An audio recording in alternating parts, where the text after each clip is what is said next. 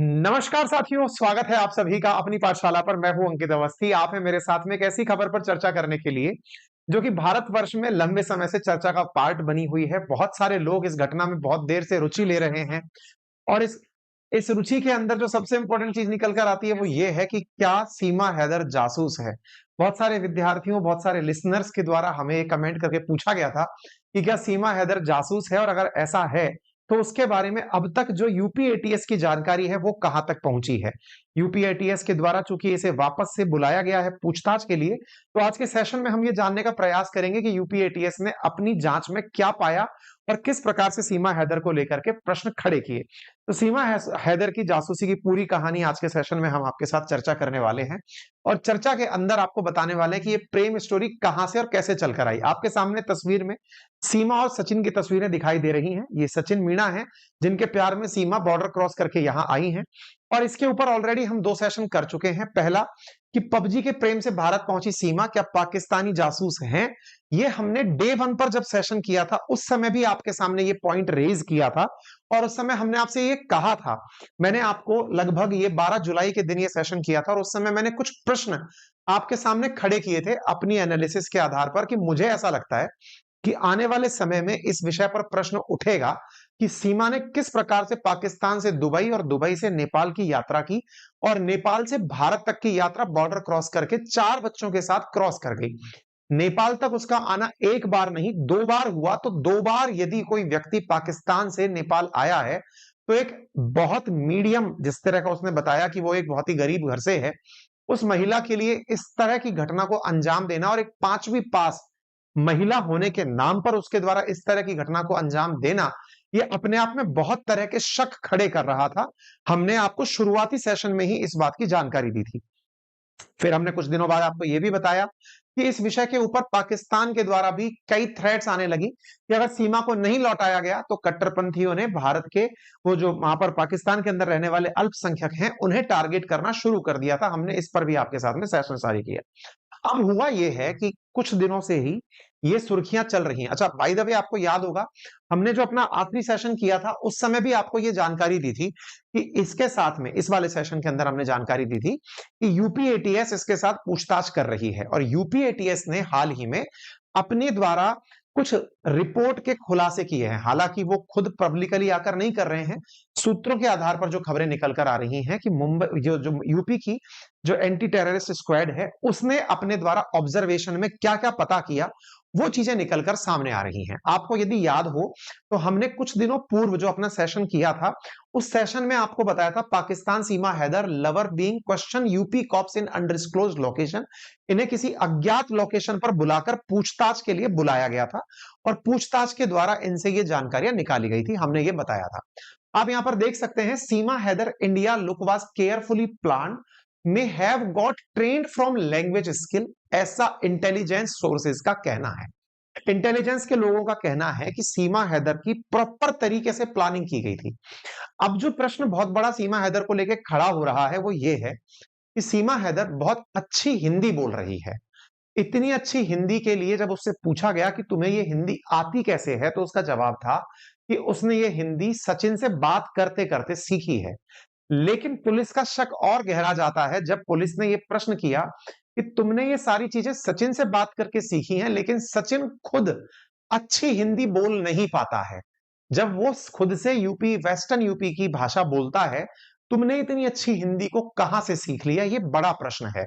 और इसी कारण से ये बहुत बड़ा सवाल खड़ा हो रहा है कि ये कई इस प्रकार के शब्दों का उपयोग कर रही है जो कि हिंदी में प्रॉपर ट्रेनिंग लिया हुआ व्यक्ति कर सकता है। सचिन से बात करके ये महिला इतनी अच्छी हिंदी नहीं जान सकती। इसे प्रॉपर रीति रिवाज, प्रॉपर कल्चरल एक्टिविटीज का पता होना यूपी एटीएस को बहुत सारे प्रश्न पूछने के लिए विवश कर रही है। ऐसी स्थिति में सीमा हैदर को लेकर के उसका जो इंडियन लुक है, जो देखने में ही वो इंडियन जैसी दिखाई दे रही है, ये प्रॉपर तरीके से प्लान किया गया है, ऐसा इंटेलिजेंस सोर्सेज का कहना है। इंटेलिजेंस का यह भी मानना है कि जिस प्रकार से पाकिस्तान के अंदर उर्दू बोली जाती है, यदि कोई व्यक्ति पाकिस्तान से इंडिया में आता भी है तो इंडिया की उर्दू का जो लहजा है, पाकिस्तान की उर्दू का जो लहजा है, इन दोनों में बड़ा अंतर है। सीमा के शब्द जिस तरह के हैं उसमें प्रॉपर हिंदी की बात सुनाई पड़ती है, और एक ऐसी हिंदी जो बिना ट्रेनिंग के शायद ही कोई उस एसेंट में बोल पाए। जो जो सचिन जिसके प्यार में ये चलकर आ गई है, वो इतनी अच्छी हिंदी नहीं बोल पा रहा है जितनी अच्छी हिंदी ये बोल पा रही हैं, इसलिए एक बड़ा प्रश्न इन्हें लेकर के खड़ा हो रहा है। तो आप यहां पर देख सकते हैं, Pak Seema Haider India look was carefully planned, ऐसा कहना है। Pakistani woman who crossed into India through Nepal being probe by the potential tie to ISI, और इसकी जांच की जा रही है आईएसआई के द्वारा, मतलब कि आईएसआई के साथ इसके क्या लिंक्स थे, ठीक है ना।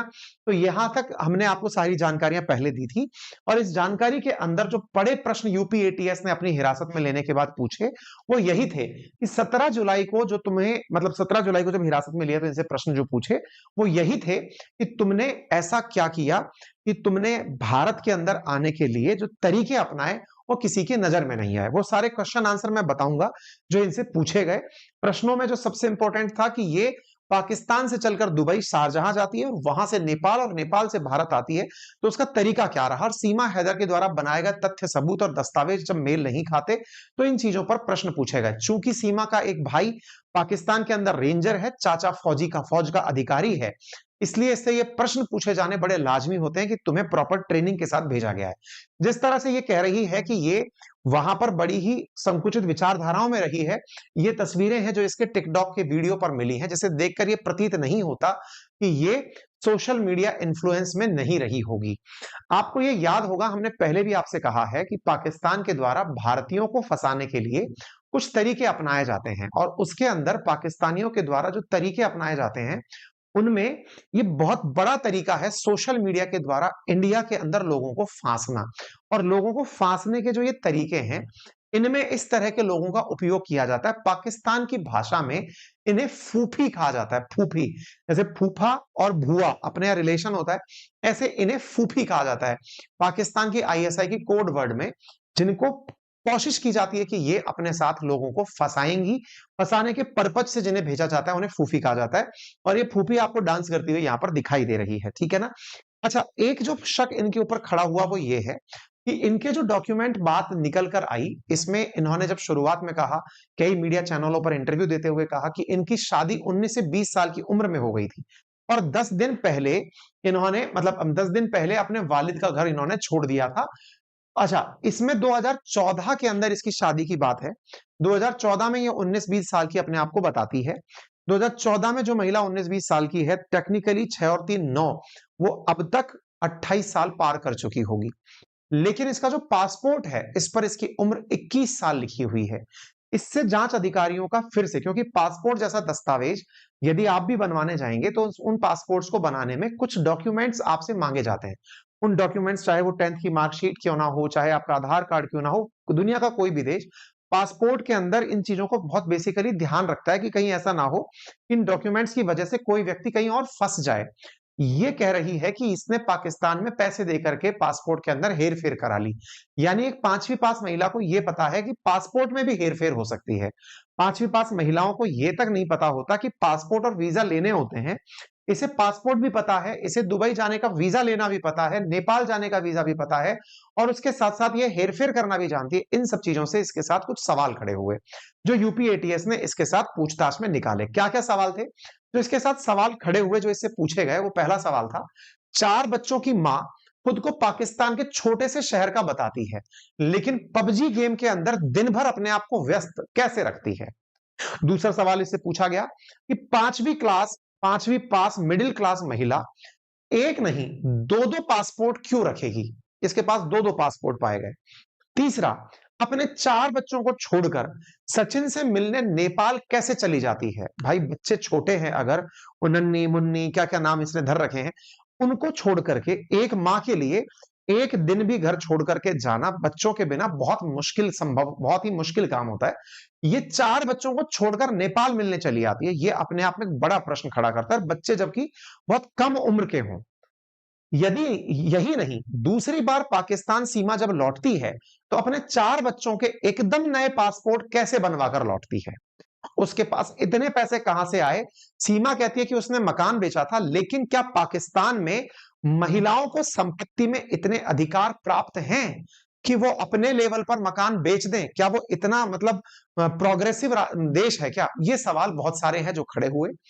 नेक्स्ट क्वेश्चन क्या बनता है इससे कि पति को भनक लगे बिना उसने मकान बेच कैसे दिया? भाई इंडिया में भी, चाहे इंडिया पाकिस्तान से कितना भी आगे हो, इस तरह की जो डील्स होती हैं ये सबको पता चलती हैं। मकान बेचना हो, वो हालो हाल नहीं बिकता कि आज मन में आया और आज ही मकान बिक गया। पूरी डिस्कशन, चर्चाएं सब होता है। अच्छा, इसके साथ सीमा दुबई जाती है, पाकिस्तानी रुपयों को दिरहम में बदलवाती है। अगर आपको यूएई की यात्रा करनी हो तो वहां की करेंसी दिरहम है। इंडिया से जाने से पूर्व आपको पैसे चेंज कराने पड़ते हैं, तब जाते हैं।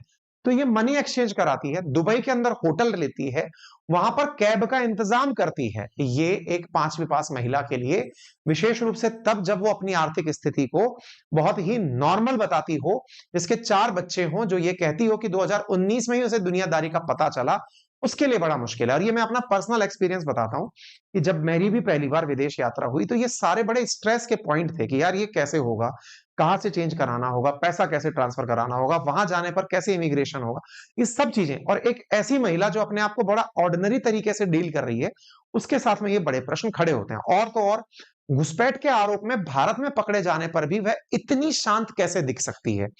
पुलिस जब पूछताछ करने जाती है ना, ये पर्सनल एक्सपीरियंस बता रहा हूं मैं आपको, पुलिस जब भी कहीं पूछताछ के लिए पहुंचती है तो सबसे इंपॉर्टेंट क्या होता है कि पुलिस की पूछताछ को देख करके एक साधारण व्यक्ति जो है उसके मन में स्ट्रेस आ जाता है, तनाव आ जाता है। यदि आम व्यक्ति, आप में से भी यदि कोई कभी सिग्नल क्रॉस करके क्रॉस हो जाए ना, तो पुलिस वाला हाथ जब दे देता है तो आप झूठ बोलने लगते हैं। आप कहने लगते हैं कि सर मैंने हेलमेट नहीं लगा रखा था, मैं इमरजेंसी में था, घर में कोई हो गया, दिक्कत हो गई। पुलिस को देख करके अच्छे अच्छे लोगों के भाव बदल जाते हैं। ये पुलिस के सामने भी बड़ी शांत तरीके से पेश आ रही है, और पुलिस के इतने बड़े बड़े अधिकारियों के सामने भी इसने शांति बरकरार रखी हुई है। सीमा ने ना सिर्फ अपना बल्कि 4 बच्चों का भी फर्जी आधार कार्ड कैसे बनवा लिया? भाई अपने बारे में समझ में आता है कि तुझसे पूछताछ की जाएगी, बच्चों का आधार कार्ड भी तूने जुगाड़ कर लिया।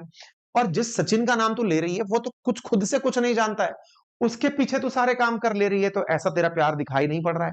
पाकिस्तान में उसके जितने फोन इस्तेमाल किए, उनमें से एक भी वो भारत लेकर नहीं आई। नेपाल भी उसने दूसरे लोगों के हॉट स्पॉट से व्हाट्सएप कॉल किए। पाकिस्तान में वह अपना पर्सनल लैपटॉप क्यों छोड़कर आई? भाई तू जब इतना ही मोबाइल वगैरह, लैपटॉप वगैरह रख रही है तो ये सब कैसे छोड़कर आई? इस पर बकायदा उत्तर प्रदेश की जो डीजीपी ऑफिस है उसके द्वारा एक ब्रीफ नोट इशू किया गया, और उसमें पूरे ब्रीफ नोट में बताया गया कि ये कैसे कैसे यात्रा करते हुए कहां रुकी, कितने दिन रुकी। पहली बार जो सीमा है, ये 15 दिन के लिए टूरिस्ट वीजा पर 10 मार्च 2023 को पाकिस्तान कराची एयरपोर्ट से शारजाह पहुंचती है, वहां से फिर नेपाल पहुंचती है। 17 मार्च को इसी रूट से नेपाल से चलकर वापस 18 मार्च को पाकिस्तान पहुंचती है। सचिन मीणा 8 मार्च 2023 को गौतम बुद्ध नगर से गोरखपुर पहुंचता है। 9 तारीख को वहां से सोनाली बॉर्डर क्रॉस करके काठमांडू पहुंचता है। 10 मार्च को काठमांडू नेपाल में पहुंचकर एक नई होटल लेता है, न्यू विनायक होटल में कमरा लेता है, और वहीं कमरे पर जाकर के ये दोनों लोग आपस में 7 दिन साथ रहते हैं।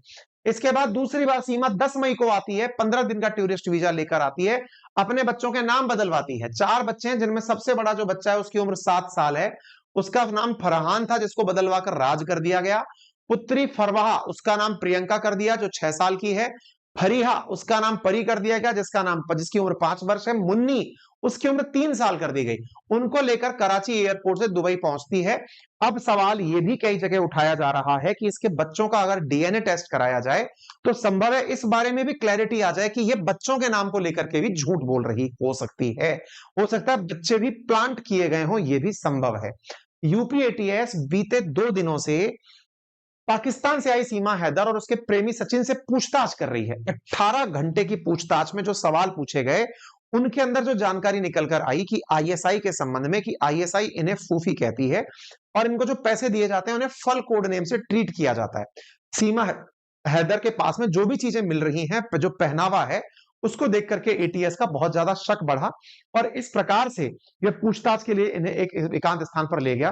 तो एटीएस ने, जो एंटी टेररिस्ट स्क्वाड है यूपी की, उसने जो इनसे सवाल पूछे, अब आप वो भी जान लीजिए और इसके जवाब भी जान लीजिए। यूपी एटीएस के सूत्रों के मुताबिक, अब ये सूत्र क्या होते हैं साहब? सूत्र क्या होता है ना, ऑफिशियली पुलिस कोई जवाब नहीं देती तो किसी अपने अधिकारी को बोल करके कि यार तू बोल दे, ये जानकारी बाहर नहीं आनी चाहिए, तो ये तेरे लेवल पर कर ले, वो वाली चीज ये होती है। एटीएस के सूत्रों के मुताबिक सीमा ने सीमा से एसपी रैंक के अधिकारी ने पूछताछ की। इस दौरान आईबी के अफसर भी मौजूद थे। सवाल था कि दोनों पासपोर्ट दिखाते हुए बता इनमें से असली कौन सा है। सीमा हैदर ने कहा कि मैं 10 दिन से बता रही हूं, पहले पासपोर्ट में मैं सिर्फ सीमा लिखवाई थी, उससे दिक्कत आ रही थी, इसलिए दूसरे पासपोर्ट में मैंने सीमा गुलाम हैदर लिखवा लिया। ठीक है साहब। दूसरा सवाल इससे पूछा, भाई तेरा भाई और चाचा पाकिस्तान की आर्मी में है, उन्होंने तुम्हें यहां भेजा और आईएसआई ने तुम्हें पाकिस्तान से यहां भेजा। सीमा बोलती है कि मैं अपने भाई और चाचा से कई सालों से नहीं मिली हूं। आईएसआई क्या होता है ये तो मुझे बिल्कुल इंडिया आने के बाद, टीवी देखने के बाद पता चला है। चैनल मुझे आईएसआई एजेंट बता रहे हैं। मैं सिर्फ सचिन के लिए नेपाल के रास्ते चलकर भारत आई हूं। प्यार है जी। अच्छा, फिर सवाल पूछा गया, तुम कराची में रहती हो, पाकिस्तान में पैदा हुई हो, आईएसआई का नहीं नाम नहीं जानती, ये कैसे संभव है? तुम्हारे घर वाले पाकिस्तान की फौज में हैं, तुम स्मार्टफोन चलाती हो, पबजी जैसा गेम खेलती हो, लेकिन आईएसआई के बारे में तुमने नहीं सुना। इस पर सीमा हैदर कहती है, अब आधी लाइफ तो बच्चे पैदा करने में और पालने में बीत गई। 5 साल से मैं सिर्फ टाइम काटने के लिए पबजी गेम खेलती थी। बड़ा सवाल तो ये है, भाई मेरे पास मेरे खुद के 2 बच्चे हैं। मुझे पर्सनली ये लगता है कि माँ के पास 2 बच्चे संभालने के अंदर भी पूरा टाइम निकल जाता है। इसके 4 बच्चे हैं। 4 बच्चों में भी ये समय पबजी खेलने का निकाल ले रही है, जिसमें 2019 से यदि ये पबजी खेल रही है तो टेक्निकली एक बच्चा तो मेरे हिसाब से इसका बाद का ही है, क्योंकि 3 साल की बच्ची है इसकी भाई।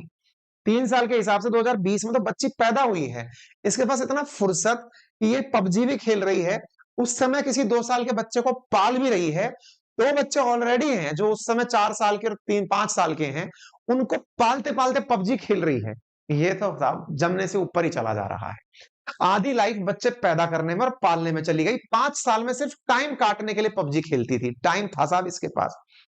ऐसे में इस जैसे वर्ड को सुनने का टाइम ही नहीं मिला कि आईएसआई क्या होती है। अच्छा, तुम्हें वर्ड सुनने का टाइम नहीं मिला तो तुम्हें इतनी अच्छी इंग्लिश कैसे आती है? कहां सीखी और कहां से सीखी? और 5वीं तक ही पढ़ी हो ना? तो इसने कहा कि मैंने जो भी सीखा वो 2019 के बाद सीखा, जब से पबजी खेलना शुरू किया। उससे पढ़े लिखे लड़कों को तो आजकल आप में से तो कईयों को ऐसा लगने लगेगा कि बाकी ये जो क्लासेस क्लासेस है सब बंद कर देनी चाहिए, पबजी ही खेल लेना चाहिए, शायद उसकी वजह से ज्यादा ज्ञान प्राप्त होता हो। तो भाई साहब इसने पबजी खेलने से ज्ञान लिया है, ऐसा इसने कहा। फिर क्या किया, एटीएस के कुछ अधिकारियों ने इंग्लिश की कुछ लाइनें बोर्ड पर लिखी, वो इसने धड़ल्ले से पढ़ दी। भाई साहब शिक्षा का स्तर पाकिस्तान में इतना ऊपर हो कि एक 5वीं क्लास व्यक्ति इंग्लिश की लाइनें धड़ल्ले से पढ़ ले तो पाकिस्तान तो सोचो ना, मतलब टॉप नेशन होना चाहिए था। फिर इससे सवाल पूछा गया, भाई साहब आपकी उर्दू, अरबी, सिंधी के अलावा तुम हिंदी अंग्रेजी भी बहुत अच्छे से बोल रही हो, इसकी ट्रेनिंग तुम्हें किसने दी? क्या किसी ने तुमसे कहा कि भारत जाकर हिंदी में बात करनी है? शब्द देखो इसके, जैसे कि शरण, अनर्थ, ऐसे शब्द, ये मुश्किल मुश्किल भारी भारी शब्द बोल रही है। फिर कहती है मुझे ये किसी ने नहीं सिखाया, मैं कई बार कह चुकी हूँ, मेरी मोहब्बत के लिए मैं यहाँ आई हूँ। मैं सचिन से बात करते करते हिंदी सीख गई। इससे दिमाग और खटक गया। भाई सचिन तो खुद यूपी की हिंदी बोलता है, उसको खुद शुद्ध हिंदी नहीं आती बोलना, तुम उनसे बात करते करते कैसे सीख गई? इस पर फिर वो चुप हो जाती है, फिर वो जवाब नहीं देती। उसको नहीं पता था कि वो हिंदी बोल करके भी फंस सकती है। वो अपने ही सवाल में फंस गई, क्योंकि उसे ये समझ में आ गया कि ये तो पकड़ गए, पुलिस वाले हैं, कुछ भी पूछेंगे। सवाल फिर उससे पूछा, तुमने 4 जुलाई को पुलिस से कहा था कि नेपाल से बस के जरिए तुम सचिन के पास आई, तो तुम्हारा मोबाइल काम नहीं कर रहा था, मान लिया, इसलिए बस ड्राइवर से तुमने फोन लिया, सचिन को कॉल किया। नोएडा पुलिस को तुम्हारे पास से 4 मोबाइल और 4 सिम मिले हैं। इतने मोबाइल तुम्हारे पास क्यों थे? एक टूटा हुआ फोन भी था, इसे तोड़ा क्यों था? सीमा कहती है, नेपाल से भारत आने के बाद मेरा पाकिस्तान का सिम काम नहीं कर रहा था। मैं सचिन के पास आई थी, तब उन्होंने मुझे नया सिम ला कर दिया। मोबाइल इसलिए तोड़ दिया क्योंकि मैं नहीं चाहती थी कि पाकिस्तान के लोग मुझे ट्रेस कर सकें। भाई तू पाकिस्तान की एजेंट है कि तू पाकिस्तान की विजय माल्या है कि तू भाग के आ गई तो तेरे को कोई ट्रैक कर लेगा तो पता नहीं क्या हो जाएगा? मतलब ये है कि तेरे को ट्रेस होने का अगर डर है तो ये तो बहुत बड़ा सवाल है कि तुझे पता है कि कहीं ना कहीं कोई मामला चल रहा है? मतलब तेरे को ये भी 5वीं पास लोगों को ये पता होता है क्या कि मोबाइल से ट्रेस हो सकता है? आप में से कईयों को नहीं पता होगा ये जानकारी, तो जो लिसनर्स हैं हमारे उनको नहीं पता होगा कि मोबाइल से ट्रेस कैसे होता है। ठीक है, अच्छा। फिर कहती सचिन ने एक सिम ला कर दिया, बाकी सिम कहां से आए? बोले मुझे याद नहीं है कि मेरे पास बाकी सिम कहां से आए। तो भाई साहब इनके साथ पूछताछ में फिलहाल UP police, UP ATS, IB और रॉ, ये सब इनके साथ पूछताछ कर रही है। फिर सवाल पूछा, तुमने अपने सभी सिम को अलग अलग मोबाइल में लगाया और सभी में व्हाट्सएप चलाया। व्हाट्सएप पर प्रोफाइल फोटो किसी लड़की की है, एक दूसरे व्हाट्सएप पे कश्मीर के पहाड़ों की तस्वीर है। ये सब करने के पीछे की असली वजह क्या थी? तो ये कहती है मैंने कोई व्हाट्सएप अकाउंट नहीं बनाया, ना ही मैंने कोई फोटो लगाई। फिर सवाल पूछा, 2 बार दुबई होते हुए नेपाल आने में तुम्हारा बहुत पैसा खर्च हुआ होगा। इतना पैसा कहां से आया? अगर किसी ने तुम्हारी मदद की है तो सच बता दो, हम तुम्हें भारत की नागरिकता दिला देंगे। इसको लालच दिया गया। सीमा ने कहा, कुल 7 लाख रुपए खर्च हुए 2 बार आने जाने में। मैंने एक घर बेचा था जो मेरे ही नाम से था, उस घर में मैं रहती थी। मैंने अपने जेवर बेचकर पति को भी दुबई भेजा था, तो खुद के लिए भी पैसे का जुगाड़ कर सकती थी। कई बार कह चुकी हूँ कि किसी ने मेरी मदद नहीं करी, मैं अपनी मर्जी से आई हूँ। फिर सीमा के प्यार पर सवाल आया कि भारत में तुम कितनों को जानती हो? तो इसने कहा मैं ठीक से तो नहीं जानती, लेकिन पाकिस्तान में जब थी तो सचिन की तरह और भी कई लोग थे जिनसे पबजी के थ्रू बात होती थी। उनमें से कुछ लोगों को जानती हूँ। तो ये इसका वो सीमा गुलाम हैदर वाला पासपोर्ट है जो आप देख रहे हैं। तुम्हारी असली उम्र क्या है? तो इसने कहा पाकिस्तान में पैसा देकर ऊपर नीचे कुछ भी कर सकते हो। तुम्हारा भारत आने की असली वजह क्या है? बोले मैं तो 4 बच्चे लेके सीमा हूँ, लेकिन सचिन के प्यार में यहाँ चली आई हूँ। बोले 8 मई को तुमने नया मोबाइल खरीदा और 8 मई को ही तुमने नया पासपोर्ट बनवा लिया अगेन। ये बड़ा सवाल है भाई साहब। पासपोर्ट जिस दिन आपको बनवाना होता है ना, पासपोर्ट ऑफिस, इंडिया में भी आपको पासपोर्ट ऑफिस जाने की चिंता होती है।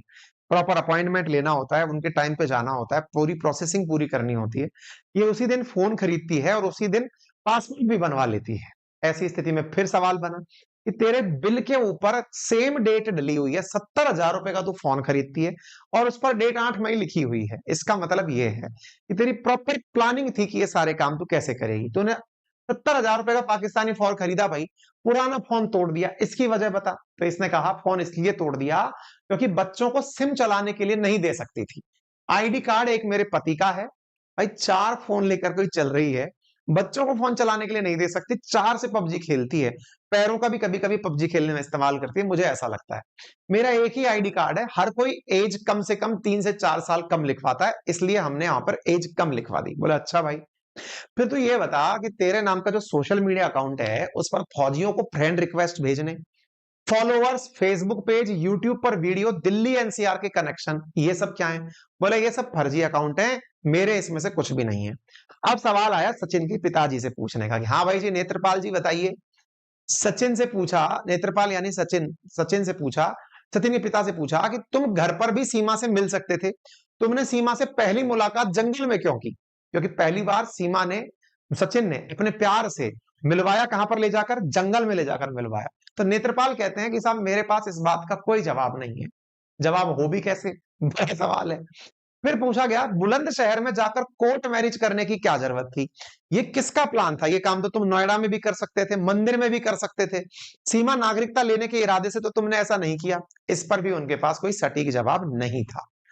फिर इनसे पूछा गया तो इन्होंने ज्यादातर समय रोने में ही अपना समय बिताया और ऐसी स्थिति में इनके जो सवाल हैं उनको कई जगह क्रॉस वेरीफाई भी किया गया। सीमा के जब जवाब देते रहे तो जवाब से उसके ऊपर शक बढ़ने लगा। इसके आधार पर यूपी एटीएस अब इसका पॉलीग्राफी टेस्ट भी कराना चाहती है। वो ये जानना चाहती है कि ये कैसे मैनेज कर रही थी, हिंदी इसकी चौंकाने वाली कैसे है। हर पाकिस्तान का शख्स जब उर्दू बोलता है तो ये उर्दू और भारत में बोले जाने वाली उर्दू में इतना अंतर है, इसका मतलब डेफिनेटली इसका कोई हैंडलर रहा है जिसने इसे नेपाल तक पहुंचाया है और नेपाल से इसको इंडिया में एंट्री कराई है। इसके पीछे का कोई ना कोई मकसद है। हालांकि पुलिस इस बात को ऑफिशियली रिवील नहीं कर रही है, लेकिन सूत्रों के आधार पर सुर्खियों में बनकर चीजें आ गई हैं। तो अब ऐसी स्थिति में सीमा और उसके बच्चों पर जो पासपोर्ट पर नेपाल का स्टैंप का मिलना हो, सूत्रों के मुताबिक यूपी एटीएस की टीम जांच के लिए फिलहाल अब नेपाल भी जाएगी और एक शारजाह एयरपोर्ट पर भी जाएगी जो इन सब चीजों की जांच करेगी। कुछ सबूत जो इसके मिले हैं जैसे पाकिस्तान का family registration, 2 video cassette, 5 mobile document, ये सब चीजें इसकी मिली हैं। तो आप यहां पर देख सकते हैं। मिनिस्ट्री ऑफ एक्सटर्नल अफेयर से जब पूछा गया कि क्या आप लोग इस विषय पर कुछ कर रहे हैं, तो इन्होंने कहा कि हाँ, पहले उसे हमने गिरफ्तार किया था लेकिन इंक्वायरी के आधार पर छोड़ दिया था। अब उसके ऊपर जांच एजेंसीज जांच कर रही हैं और जैसे भी कोई जांच निकल कर आएगी आप लोगों को अवगत कराया जाएगा। अच्छा, बाय द वे, इतना सब कुछ सुनने के बाद आपकी राय क्या है वो जानने के लिए हमारा कमेंट बॉक्स पूरी तरह खुला हुआ है। मेरे प्यारे साथियों, अपनी पाठशाला पर यदि आप पूरी तरह से नए हैं तो आपसे गुजारिश है, अगर मैं देख पा रहा हूं तो 30,000 लोग रात को 11 बजे मुझे लाइव सुन रहे हैं और अगर मैं लाइक काउंट करूं इस पूरे सेशन के तो मात्र 1,000 हैं। अगर सूचना में कुछ भी कंटेंट था तो आप लाइक तो कर ही सकते हैं ना। मतलब ये सोचिए मेरे साथ आप कितनी मतलब पार्शियलिटी बख्श रहे हैं। आपसे गुजारिश है कि अगर आप चैनल पर नए हैं तो चैनल को सब्सक्राइब कर दें। राइट हैंड कॉर्नर पर सब्सक्राइब का बटन दिया हुआ है, आप क्लिक करें ताकि भविष्य में भी कोई अपडेट आएगा तो आपको तुरंत प्राप्त हो जाएगा। और साथियों, वीडियो पसंद आया है तो लाइक करें और कमेंट बॉक्स में अपनी ओपिनियन जरूर हमें बताएं। अंकित इंस्पायर इंडिया अपनी पाठशाला इसी प्रकार के अपडेट्स के लिए बने हैं। अपनी पाठशाला हमारा एप्लीकेशन भी है और अपने एप्लीकेशन पर आप जाकर हमारे साथ पढ़ भी सकते हैं हिस्ट्री, ज्योग्राफी, पॉलिटी, इकोनॉमी के फाउंडेशन कोर्स, जो कि मात्र 1999 में मेरे द्वारा आप लोगों के लिए लिए जा रहे हैं। टॉप एडुकेटर्स की टीम और मैं पूरा डिटेल कोर्स फाउंडेशन का आपको उपलब्ध कराया जा रहा है। हमने इससे पहले आरएएस प्रशासनिक परीक्षा के लिए भी बैच लॉन्च किए थे, लेकिन उनमें एडमिशन पूरी तरह क्लोज है। हालांकि आरएएस प्रतियोगी परीक्षा के प्रीलिम्स और मेंस के कंप्लीट नोट्स आपको हैंड रिटन कैटेगरी में उपलब्ध कराए जा रहे हैं, जिन्हें आप 4500 रुपए में घर बैठे प्राप्त कर सकते हैं। अधिक जानकारी के लिए हमारी टेक्निकल टीम को इन नंबर्स पर कॉल कर सकते हैं। एक जरूरी सूचना साथियों, कल कम्युनिटी पोस्ट पर आपको बता दिया जाएगा, यदि कोई व्यक्ति जयपुर से अपने नोट्स बाई हैंड ले जाना चाहे तो हम कल कम्युनिटी पर अपना एड्रेस अपडेट कर देंगे। आप लगातार कम्युनिटी पोस्ट देखते रहें, संभवतया इवनिंग तक हम आपको बता देंगे कि इस रविवार के दिन, केवल रविवार के दिन ही हम अपना स्टॉक एक जगह पर रखेंगे। आप अपना पैसा लेकर आएं और नोट्स बाई हैंड ही लेकर चले जाएं। वो लोग भी जिन्होंने ऑनलाइन ऑर्डर किया है, जिन्हें नोट्स मिलने में देरी हो रही है, वो हमारे हेड ऑफिस से ले जाकर के अपने नोट्स ले जा सकते हैं। उनका ऑर्डर हम ऑनलाइन कैंसिल कर देंगे जब आपका ऑर्डर प्रोसेस हो जाएगा। तो आप अपना पैसा लेकर आए, नोट्स ले जाएं, हम आपका ऑनलाइन ऑर्डर फिर कैंसिल कर देंगे, ठीक है? क्योंकि बच्चों की बहुत सारे लोगों की डिमांड है कि सर पेपर नजदीक है, जल्दी नोट्स डिलीवर करवाएं। फिलहाल के लिए हम जयपुर में कर सकते हैं। बहुत सारे क्षेत्र ऐसे भी हैं जहां पर हमने नोट्स डिलीवर कराने की कोशिश की, लेकिन कुरियर एजेंसीज वहां तक नहीं पहुंच पा रही हैं। हम उन सभी विद्यार्थियों के क्षमा प्रार्थी हैं। हमने बहुत सारे विद्यार्थियों के लिए कुरियर अपनी जेब से खर्च करके पैसे से वहां भिजवाया, लेकिन कुरियर एजेंसी वहां पहुंच करके भी नहीं पहुंच पाई। ऐसी स्थिति में कुरियर रिटर्न भी होने लगे। उन सबसे गुजारिश है कि आप किसी ना किसी तरीके से अपने किसी रिलेटिव के माध्यम से हमारे आपके जो नोट्स हैं उन्हें जयपुर ऑफिस से रविवार के दिन पिक करवा लें, है ना? हम अगर आप तक नहीं पहुंचा पा रहे हैं, क्योंकि हमने प्रयास किया है आपके डोर तक भी पहुंचकर कॉल अगर रिटर्न हुआ है, तो ऐसी स्थिति में, क्योंकि एक बार कुरियर पहुंचने में 500 रुपए का चार्ज हमें लग रहा है, इतना बड़ा बक्सा हम आपके लिए भेजते हैं, 19 किताबों का नोट्स का बंडल आपके पास भेजते हैं, तो हमारा भी कुरियर में हालत खराब हो गया है। तो जिनको लगता है कि उनको तो हम यहाँ पर कुछ नोट्स आपके जयपुर ऑफिस पे रखवा देंगे, आप वहां से पिक कर सकते हैं, ठीक है?